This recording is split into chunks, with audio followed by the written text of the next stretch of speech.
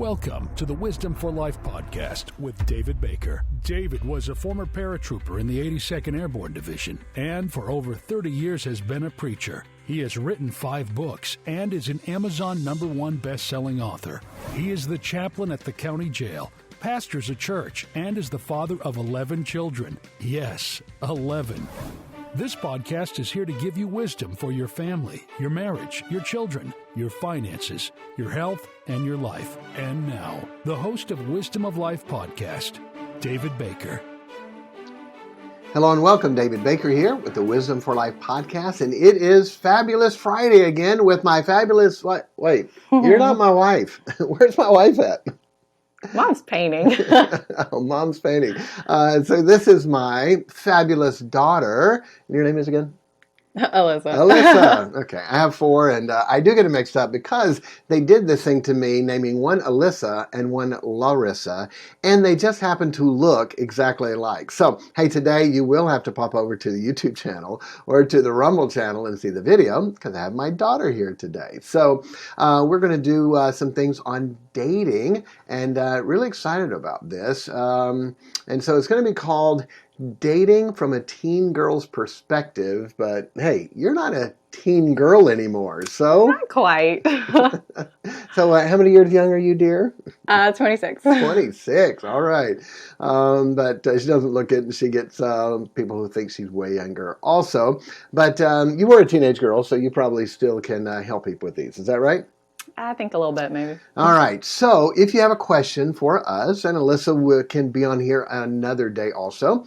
So if you have any questions for me or for Alyssa, you can email them to askpastorbaker@gmail.com, and we'll set those up. So have a few dating jokes, and so I'll run through these and see if Alyssa has any thought on them. So a good way to get to know your date is to ask them their birth date, their favorite movie, the mother's maiden name, and their login.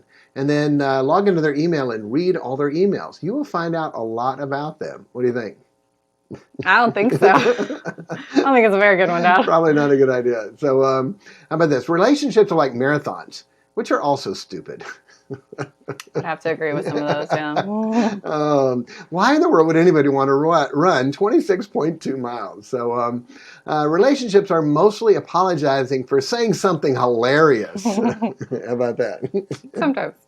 I know for my wife it is, but hey, when you're married, it's okay, right? So how about this one? Call me old-fashioned and traditional, but marriage should stay between a girl afraid to be alone and a guy who finally folds to the pressure. How bad is that? Yeah. That's definitely a wrong perspective on marriage, and we shouldn't have that.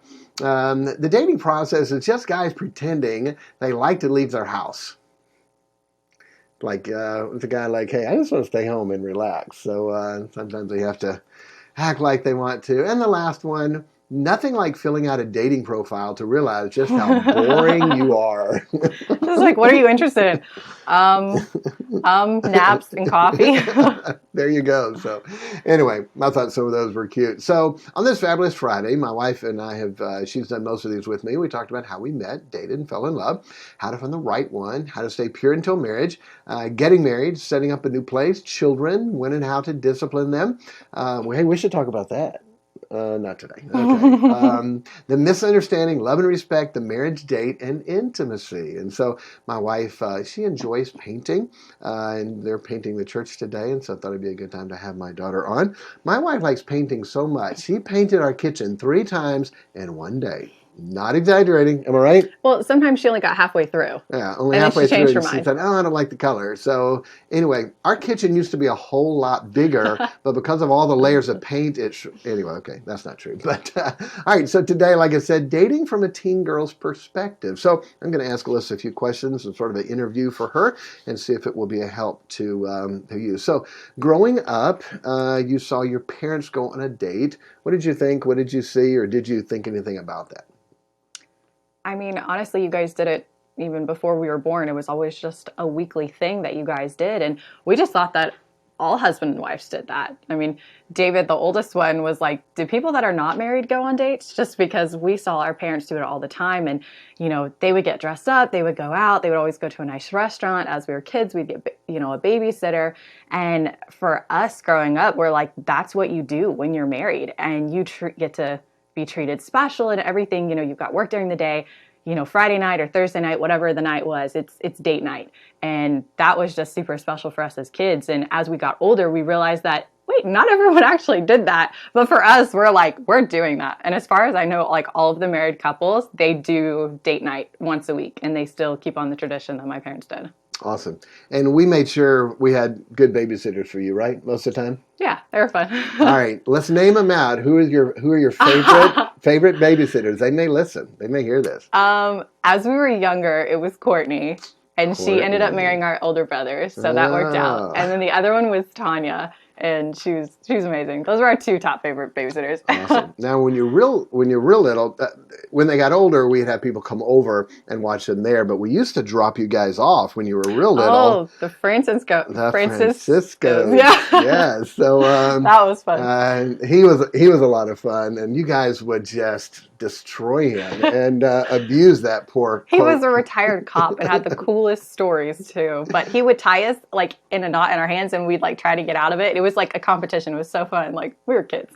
Anyway, so hey, when you do the babysitting, make sure it's good people that can be trusted. There are crazy things that go on, but our kids did not dread, oh no, date night, mom and dad are going on a date. It was something fun because they were going to get some fun and special things too. Do you feel like that? Yeah, for sure. You didn't dread mom and dad leaving to go on a date. No, the other thing is you would do like an overnight bed and breakfast with mom. And so then our babysitter would pick us up from school, and we were all so excited. We had our bags, packed, and we got to spend the night with them. So that was always fun too. Awesome.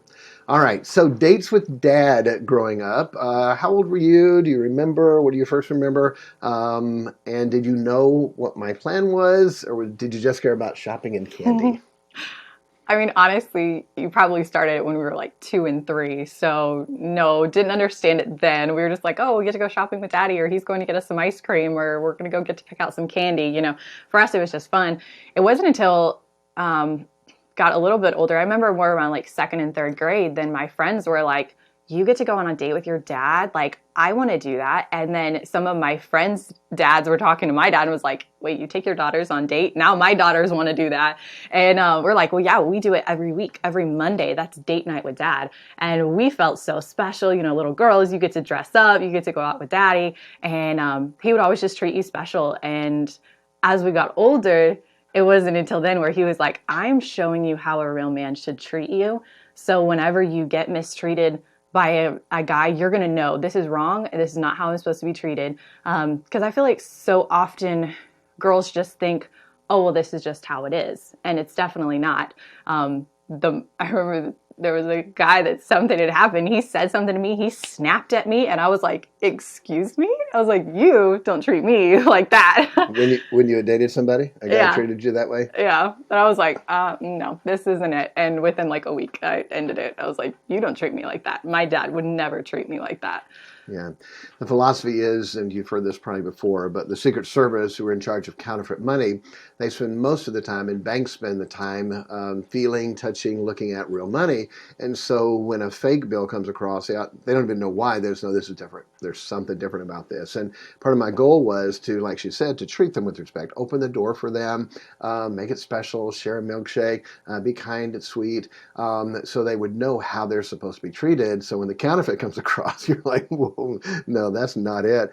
And also, as a dad, I don't know if you know, girls sometimes have problems. And no, sometimes they're emotional, and sometimes they have issues. And so when you ask them what's wrong, they say, Nothing. Okay. But, a little time, openness, a gift, some fun, some laughter. Guess what happens? They open up. And I always say, as a dad with God, the Bible, and wisdom, if I know what the problem is, I can fix it. The problem is, if I don't know what the problem is, I can't fix it. If they won't tell me what the problem is, I can't fix it. So that time of specialness as a date, many times they would open up, they would share what the problem was, and now I could lovingly guide them and help them with the right answer. And I think a lot of times girls keep that in, and that becomes a wall up, and they don't talk about it. And those are dangerous things, those secrets of the heart that they don't open and share, I think really a lot of times could mess them up. I think one of the big things is they don't talk to the people that they're supposed to talk to about it. They don't talk to their parents. What they do is they talk to their girlfriends, or they talk to some guy that's just willing to listen to them, and they get messed up at a young age when really they should be talking to their dad and their mom about different life problems and, hey, this thing happened, and I need help and advice on it. Yet they go to the people that really have no idea because they haven't been there, but it gets them in trouble, and it also builds that wall in between them and their parents instead of that close-knit relationship that they're supposed to have. Ding, ding, ding, you win. That's it. And boy, it happens all the time. The other thing with dating that I wanted to do is to help them to feel and sense the right kind of love. So they didn't fall for, I'd always say, that skinny pencil neck, one hair on his chin geek, the first one who tells them they're cute and like them. Most of the time, a girl that grows up the right way is not looking for the physical relationship. What they want is to feel special. They want to feel loved. They want to feel adored. They want to be taken care of. And so when the girls get dressed up, and I'll say, all right, girls, you want to go on a date? So, I'm not ready. You look great. No, I'm not ready. They have to go get ready. And give them the time to get ready because they feel special. And, well, you look nice today. And open the door for them. And we'll hold hands in the car, and then we do I don't know if you can see this. So it's 1, 2, 3, 4, which means, do you love me? And then the other person answers back, yes, I do. And then they answer, how much? And then it's a squeeze. Isn't that sweet? Okay. We started doing that when the kids are 3 and 4. I still do that with them now. In fact, when we're going somewhere and we do that, it was like, okay, who can be the first one to do that? And it's special. Those sweet things like that. And so I always felt like if I could keep the right kind of relationship with the right kind of love, the right kind of respect, the right kind of care, that they wouldn't chase after the first knuckleheaded guy who just is going to hurt them, but they would wait for the one that God has for them. And so far, it's been good. So yes, that's what we did when they were young. All right, so we did not allow or have teen dating. So how much did that scar you for life? What did you think about that as a teenager? Oh, how cruel my parents were not letting me date. Oh, it's just absolutely awful. Honestly, like, you would think that maybe we felt left out or whatever, but honestly, I don't remember any of that. My sister and I would have guys ask us out, and we were like, no, we're not going to go on a date with you. And they'd be like, well, why not? I'd be like, well, I'm not allowed to date till I'm 18. And they're like, what? That's terrible. And we're like, nah. We're like, we're going to save ourselves for our husband. We're not going to give you the time of day. And it was never I felt left out. It was, no, I'm saving myself and you're not it. And for us, I mean, we didn't meet, our soulmate, whatever, as, a young person anyway. So it wasn't like that type of situation. But no, we never felt left out. It was, no, I'm waiting. How many times would it even be almost a protection because you didn't have to be the bad person? You could blame it on us to be the bad person. And I am very glad as dad to be the bad guy. There were several times when, especially as you're getting older, 16, 17, 18, well, actually we were allowed to date at 18, but like before then it was like, oh, well, I'm not allowed to date. My dad said no. And because you wanted to tell the guy no, but you also didn't want to be mean. And so it's just like, you blame it on dad. And then as we got older, then my sister and I had some guys ask us out, and we were just like, oh, we can't say we're not allowed to date anymore because technically we're allowed to date, but we just don't want to date him. So then we'd be like, oh, well, you have to ask my dad. Well, dad never technically said a guy has to ask me to date you, but we liked that because we're like, Dad, you tell him no. Like, we'd rather it come from you. And like 95% of the time, the guy's not actually going to call my dad. And I'm like, if you don't have enough manhood to call my dad, then you're not worth my time anyway. But it was a really nice, easy out for us because like, oh, you have to call my dad. Yeah. And honestly, dads, if you could see that, you get the heart of your daughter. You love them. You treat them kind with respect, like a lady. Keep their heart. Find out when there's a problem and do what you need to do to fix that. Well, you have that kind of relationship where they see dad as a protector who can protect them from the guy they don't want to date. Instead of like, oh, my dad, he's just so controlling and he's so mean and he doesn't let me do all the things I want to do. It can actually be the opposite. And that's the way that we would like it to be. So, all right, we're going to start a new program. It's called Dating Advice from Alyssa. Okay? Well, anyway, it is for today. So I don't think we're actually starting that, guys. Alyssa, what dating advice would you have that you've seen, that you've learned? And what dating advice would you give? And then you can sort of mix it in there. You've dated some as an adult. What have you seen out there in the dating world? honestly, I feel like this part could be a long part, but we'll try to summarize it. So as a, 26-year-old girl and, I'm not married, the older I get, the more that I see out there, then it's like, wow, this dating world is crazy. And what my parents had, it's almost like, is that even out there anymore? Is that, even something that's a possibility, And so many times people are like, well, just decide and pick one. And I'm like, it's not that easy. And I'd rather be single my whole life and serve God and love my family than be in a terrible relationship. Because I can't tell you how many of my friends have already either married and divorced, and we're all the same age, married and divorced, or had children not with that guy in a terrible situation. And they're coming to me for, hey, can you help me? That just happened last week. And, an abusive situation. And it's like, we're the same age, and this is so sad. It's like, I would rather be where I'm at now than where they're at, So I'm always listening to other people that's been in my shoes. And anytime somebody gives tough advice or whatever, I'm always like writing it down. I have all these, different sayings and stuff. But here's just a few that I would say for especially girls to go ahead and write these down and keep these. Remind yourself of these often. The first one I'd say was don't date just to date. I think that gets us in the most trouble because everyone's like, hey, who do you like? And you're like, no one? And they're like, what? You don't like anyone? Oh, I have this friend. Like, you gotta date this person. You gotta date. Like, you're not gonna know unless you date this person. And it's like, I can tell you already that there's gonna be nothing with that guy because we don't believe the same. And it's like, I don't have to date him just to date him. So just don't date just to date. Like, actually take the time, get to know him. And don't feel like if you're not dating, then you're failing. Because Amen. I can tell you there are so many girls out there that are dating and everyone's like, oh, look at you guys, you're so cute. And they're absolutely miserable. And they come to me, they're like, hey, what do I do? And I'm like, you're asking the girl that's, single, hey, what do I do? Because you got yourself into a mess, so don't date just to date. How many times do the girls get their identity from that? The picture, the posting, the social media. How many times is that like they don't feel like they're complete, without that instead of becoming who God wants you to be and building that relationship with God and your family, that's what matters. So you don't have to have that, I have to have a guy or be hanging on his arm.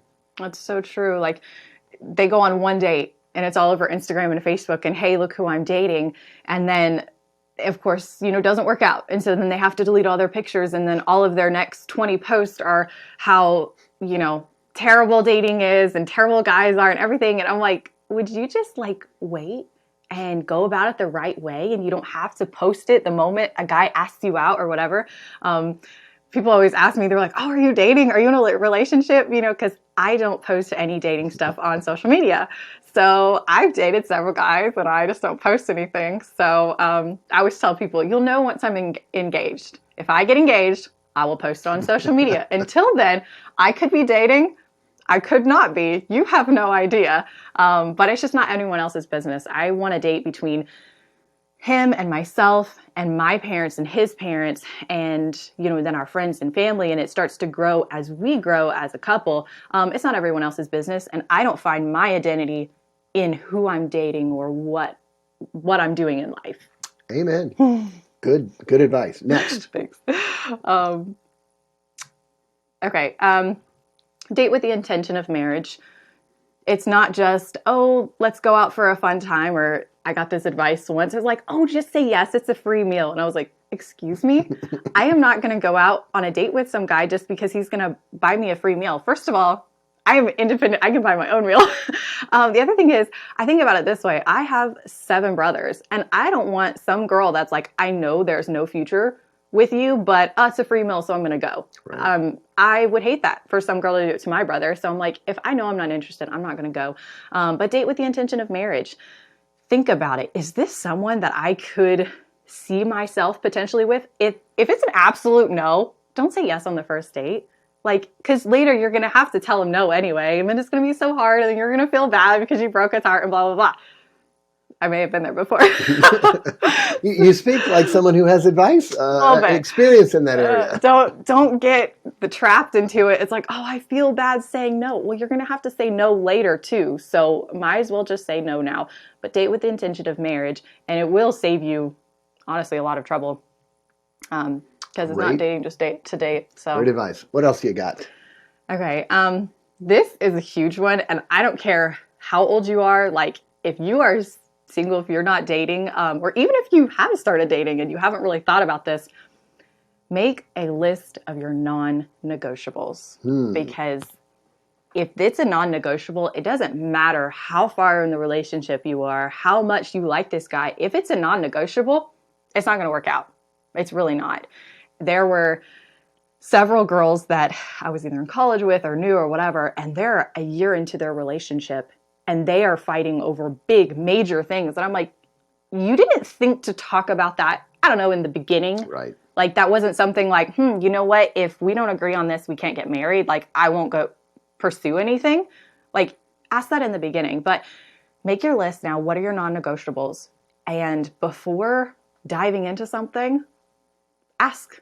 Make sure you know those. This is the time to ask questions. This isn't the time to, oh, I don't want to get too much into his business. No, girl, you need to know his business. You need to know what's up. You need to know what's in his closet because it's going to come out. And do you want it to be after you're engaged and you've already spent so much money planning a wedding? Or do you want to do it in the early stages, figure it out, hey, we're not going to work out, part our ways, and people don't have to know about it. It's not some big major deal. How many times does it seem like the girls are so insecure that they may not get married, they may lose this guy, and so I don't want to find out any negatives or any problems, and they go forward. Like you said, they're going to come out. Yeah. How many times do they feel like this relationship is everything, and I've got to do whatever I can to make it work, even if I know I'm going to violate some principles that is going to cause us a lot of problems later on. Yeah. The other statement that we've heard a lot is, oh, well, I just love him. Honey, don't get to that point where you love him. Don't even give him your heart yet. You need to go through all of those things and the principles and what do you believe on this before you give him your heart. My dad still has my heart. So if I'm dating a guy and this isn't right, he's a bum.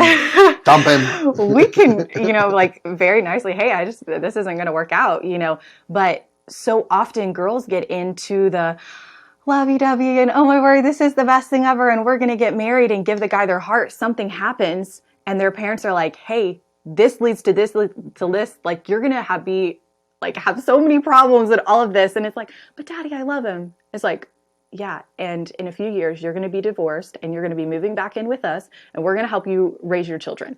Is that what you want? No. Think about it ahead of time. Make your list of non-negotiables. So you understand that non-negotiable things that, I'm sorry, this is what I believe and I'm not changing, whatever that is. So have you dated some guys that were good guys that could have worked out, but your non-negotiables stopped you from going forward? 100%. Yeah. And now you look back and go, I'm so glad that it stopped before then. And whenever people look on the outside, they're like, oh my word, he's such an amazing guy. Yeah, he is. But our non-negotiables just don't line up. And that means we're not for each other. And non-negotiable, I don't mean like, oh, he has to have brown hair, has to have blonde hair. Not like that. Like deeper things. Yeah, like how tall they are, right? Right. Of course. Okay. All right. Is that your advice for today for volume 1? Or, yeah, just the last one is wait until you see why God had you wait. So often we fear that we're going to miss out. We're going to miss the train of the opportunity of living happily ever after. Well, there's not a timeline on God's will. And, just wait because you're going to be so happy that you did. If you don't wait, jump into the wrong relationship and not very long, you're going to realize that you did and you're going to wish that you had waited. And that may come after a marriage and after a child. Yeah. And honey, it's too late now. Yes, you can get a divorce. Yes, you can do all that, but that's not what you want to do. Wait until you see why God had you wait, and you're going to be so glad you did. Amen. Great stuff. Great statement. So, all right. So, the important part, what about dating now? What about your dating now? What about it? Where's your Prince Charming at? The statement my sister and I have always said was, he's out there somewhere riding on a turtle, and he's too stubborn to ask for directions. Guys don't like to ask for directions anyway. So the Mr. Right is stubborn and riding on a turtle? Slow. Yeah, stubborn and slow. All right. So, have you found a guy or anything special going on? I think that's for another day, another podcast, Oh, maybe.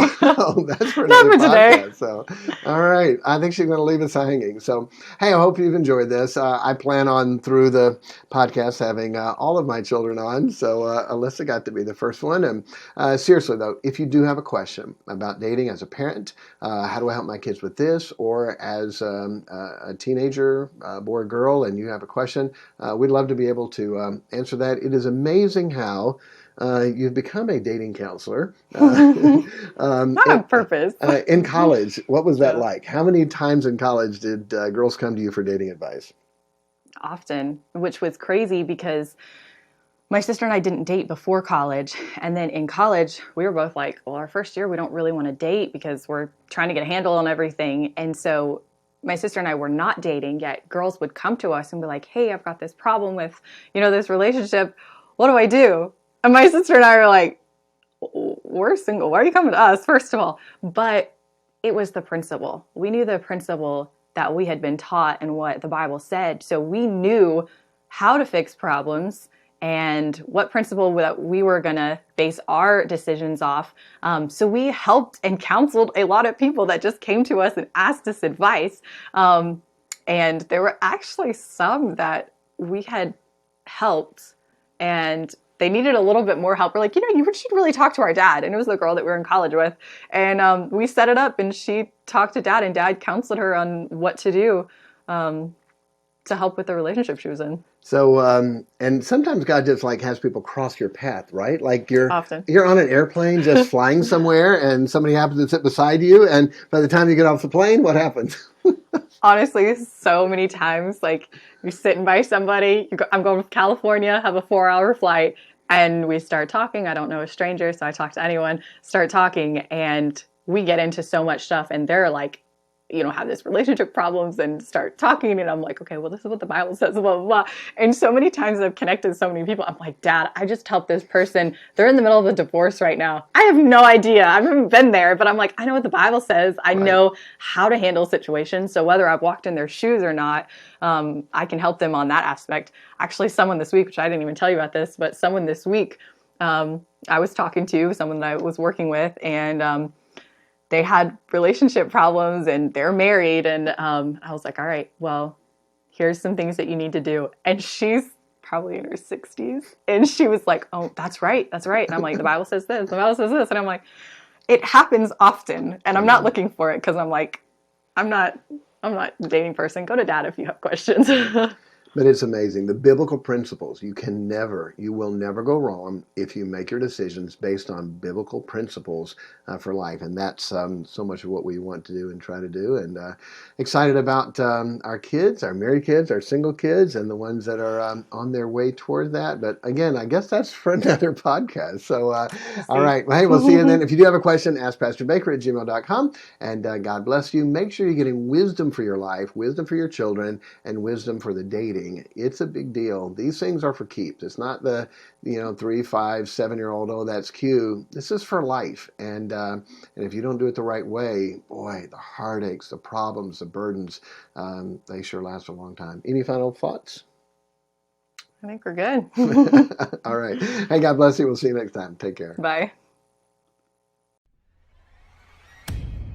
Thank you for listening to the Wisdom for Life podcast. If you have any questions for us, email us at askpastorbaker@gmail.com, and we will answer them in an upcoming podcast. The email is askpastorbaker@gmail.com.